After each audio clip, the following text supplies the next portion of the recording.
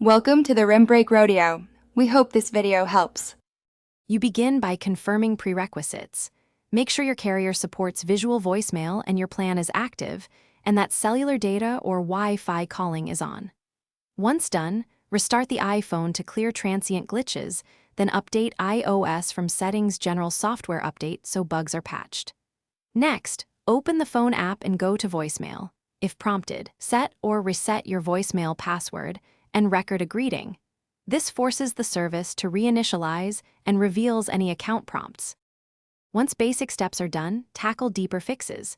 Toggle airplane mode for about 10 seconds, then turn it off to refresh your network registration and SIM handshake.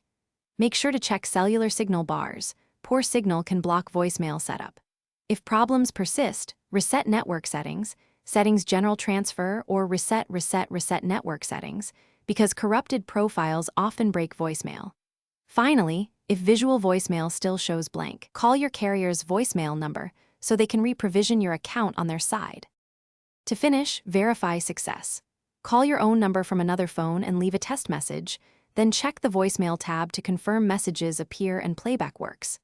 If greetings or transcription behave oddly, sign out of iCloud and sign back in. This can refresh related services. Make a backup, and if still unresolved, contact carrier support and provide iPhone 15 model, iOS version, and SIM IXID so they can check provisioning. Quick troubleshooting tip. If voicemail fails after updates, remove and reinsert the SIM once. Thanks for watching. Consider subscribing if we helped you.